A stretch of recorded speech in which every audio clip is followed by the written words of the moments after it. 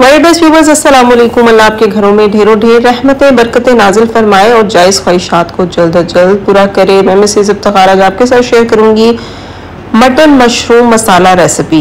Mutton के साथ कुछ डिफरेंट खाने को दिल चाहे तो ये रेसिपी बिल्कुल परफेक्ट है। वीडियो को लाइक कर दीजिए, चैनल को सब्सक्राइब कर दीजिए और ज़्यादा से ज़्यादा दोस्तों में शेयर कर दीजिए और वीडियो को लास्ट तक देखें ताकि कोई इंपॉर्टेंट स्टेप आपसे मिस ना हो। और आइए चलते हैं आज की ज़बरदस्त सी वीडियो की तरफ, मटन मशरूम मसाला रेसिपी की तरफ। बिस्मिल्लाहिर्रहमानिर्रहीम। यहाँ पे देखें जी व्यूअर्स, मैंने प्रेशर कुकर के अंदर 2 प्याज छील के रख दिए हैं मीडियम साइज़ के, और मेरे पास है तकरीबन 3 पाव मटन बोनलेस जिसको छोटे टुकड़ों में काटा गया था और इसे फ्रीज कर लिया था मैंने। 2 चम्मच भर भर के जो है ना इसके अंदर मैं डाल रही हूँ लहसुन का पेस्ट, क्योंकि लहसुन जो है वो इसमें ज़्यादा क्वांटिटी में जाएगा। अब हस्बे जायका आपने इसमें डाल लेना है नमक, और इसके बाद इसमें शामिल करने जा रही हूँ मैं हल्दी 1 टीस्पून भरकर, और सूखा धनिया इसमें 1 टेबल स्पून जाएगा, और साथ ही इसमें जाएगा जी ज़ीरा 1/2 टीस्पून के बराबर, और ये है जी दालचीनी का पाउडर, ये जाएगा 1/2 टीस्पून से थोड़ा सा कम, और पानी इसमें शामिल कर दिया है मैंने तकरीबन 1.5 गिलास के करीब, क्योंकि हमें इसमें पानी नहीं चाहिए, इसलिए इतना ही पानी जब डालेंगे जितना कि गलाने के काम आएगा। और 20 मिनट के लिए इसको प्रेशर दे देंगे। ये टाइम वेरी कर सकता है कि आपका जो गोश्त है वो कितना टाइम लेता है गलने के लिए। तो 20 मिनट के बाद मैंने प्रेशर कुकर खोला है। यहाँ पे देखिए ये बिल्कुल अच्छा परफेक्ट गल चुका है। अब हैंड ब्लेंडर की मदद से मैं इन प्याज को अच्छे तरीके से ब्लेंड कर लूँगी ताकि ये बहुत अच्छा सा फाइन सा पेस्ट बने और ग्रेवी जो है ना हमारी एकदम स्मूथ सी बनकर तैयार हो। प्याज का पेस्ट बनाने के बाद वापस इसको चूल्हे पे रखेंगे हाई फ्लेम पे ताकि पानी ड्राई हो जाए, और साथ ही इसमें मैंने सूखा धनिया 1 टेबलस्पून और शामिल कर दिया है, और लाल मिर्च का पाउडर इसमें शामिल कर दिया है, क्योंकि पहले हमने लाल मिर्च नहीं डाली थी। लाल मिर्च को आप अपने टेस्ट के मुताबिक डालिएगा, मैंने 1 टीस्पून भरकर इसके अंदर शामिल किया है। अब जब तक ये पानी ड्राई होता है हम चलते हैं आज की अच्छी बात की तरफ। रसूलुल्लाह सल्लल्लाहु अलैहि वसल्लम ने फरमाया, जो शख्स नमाज फज्र बा जमात अदा करे फिर अपनी जगह पर बैठकर अल्लाह ताला का जिक्र करता रहे यहाँ तक कि सूरज तुलू हो जाए, फिर 2 रकत अशराक की नमाज पढ़े तो इसके लिए एक मुकम्मल हज व उम्रा का सवाब होगा। बेशक ऐसे ही है, अल्लाह ताला हमें भी ये अमाल करने की और नेकियां समेटने की तौफीक अता फरमाए, आमीन सुम आमीन जी। तो वर्ल्ड बेस्ट व्यूवर्स, यहाँ पे देखिए दूसरी साइड पे मैंने एक पतीला ले लिया है और इसके अंदर मैं डालने जा रही हूँ कुकिंग ऑयल। कुकिंग ऑयल मैं इसमें डालूंगी 1 और आधा डोंगा, ये मैंने रखा हुआ है। ये 1 मैं डालती हूँ जब मैंने 1 प्याली चावल लिए होते हैं, तो 1.5 प्याली चावल थे मेरे पास, तो मैंने इसमें 1.5 ही कुकिंग ऑयल जो है ना वो शामिल कर दिया है, और ये तकरीबन 1 कप के बराबर बनता है ये कुकिंग ऑयल। अब इसके अंदर मैंने शामिल कर दिया है लहसुन, बारीक पिसा हुआ लहसुन, थोड़ी सी खुशबू देगा तो इसके अंदर हम कटी हुई गाजरें शामिल कर देंगे। गाजर और वेजिटेबल्स जो भी हैं वो अपने टेस्ट के मुताबिक आप कम ज़्यादा कर सकते हैं, स्किप कर सकते हैं।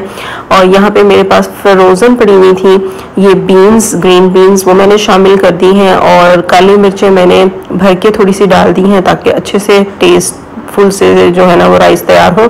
नमक हस्बे जायका इसमें डाल दीजिएगा, मैंने 1 टेबल स्पून डाला है। मिक्स हर्ब्स मैंने डाल दिए हैं एक थोड़ा सा डिफरेंट सा फ्लेवर देने के लिए, और यहाँ पे इसको हम जो फ्लेम है ना हाई रखते हुए इसका पानी जो है वेजिटेबल्स का सारा ड्राई कर लेंगे। और साथ ही अब मैं इसके अंदर शामिल करने जा रही हूँ सोया सॉस, तकरीबन 4 टेबल स्पून मैंने इसके अंदर ये चीज़ें शामिल की हैं। चिली सॉस इसके अंदर डाल दिया है। यहाँ पे देखिए जी बस हाई फ्लेम करते हुए हम सारा पानी जो है इसका ड्राई कर लेंगे, और फ्लेम के पास जब भी आप जाया करें या ऑन किया करें तो कोशिश किया करें आप छोटी सी एक दुआ पढ़ लें जो कि है अल्लाहुम्मा अज्जिरनी मिनन नार, अल्लाह जहन्नुम की आग से बचाए। मैं जब भी आग के करीब जाती हूँ या चूल्हा ऑन करती हूँ तो दुआ पढ़ती हूँ, अगर आप लोग भी पढ़ेंगे तो मेरे लिए सदका जारिया होगा और इंशाल्लाह आपको बहुत सारी नेकियां मिलेंगी। तो यहाँ पे मैंने इसके अंदर पानी डाल दिया था और 4 प्यालियाँ, और साथ ही मैंने जो चावल भिगो के रखे थे वो भी डाल दिए हैं 1.5 प्याली। आप अपने चावलों की मुनासिबत से पानी ऐड कीजिएगा, और चावल शामिल करने के बाद मैंने थोड़ी सी बंद गोभी जो है वो काट के वो भी डाल दी है। ये मेरे पास शिमला मिर्च पड़ी थी फ्रीज की हुई, ये भी मैंने इसके अंदर थोड़ी सी शामिल कर दी है। वेजिटेबल्स आप अपने टेस्ट के मुताबिक कम ज़्यादा कर सकते हैं। लास्ट पे नमक चेक किया मैंने और फिर अपने टेस्ट के मुताबिक एडजस्ट कर लिया। अब क्या है जी, यहाँ पे थोड़ा सा पानी चावलों में रह गया है, तो क्या करेंगे कि अब इसको मैं ढक के दम दे दूंगी। दूसरी साइड पे देखिए जी, मटन में जो एक्स्ट्रा पानी था वो सारा ड्राई हो चुका है। अब मैंने लिए थे टमाटर, 4 थे ये टमाटर मीडियम साइज़ के, इनको अच्छे तरीके से मैंने ब्लेंड कर लिया। अब इसको टमाटर के साथ अच्छे तरीके से हम भूनेंगे, बहुत अच्छे तरीके से इसको भूनना है कि टमाटर का जो कच्चापन है वो सारा ख़त्म हो जाए। यहाँ पे देखें जी, अब मैं इसके अंदर शामिल करने जा रही हूँ कुकिंग ऑयल। कुकिंग ऑयल मैंने इसमें शामिल कर दिया है 1 कप से थोड़ा कम। इसको अच्छे तरीके से भूनना है। आपने भूनने वाला काम जो है ना बहुत तसल्ली से करना है। यहाँ पे मैंने बहुत सारी इसमें काली मिर्चें पिसी हुई शामिल कर दी हैं।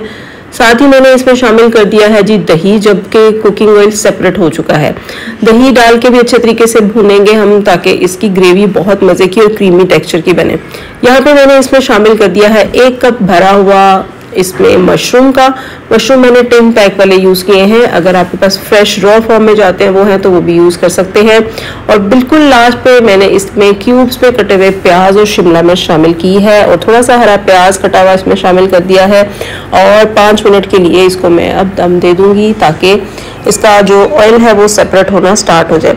5 मिनट के बाद का मंजर आपको दिखा रही हूँ मैं। ये देखें कितना ज़बरदस्त लग रहा है ये देखने में। और एक बात मैं आपको कहूँगी कि अगर आप मटन लवर नहीं है तो आप इस रेसिपी को चिकन के साथ ट्राई कर सकते हैं, बहुत मज़े की बनती है।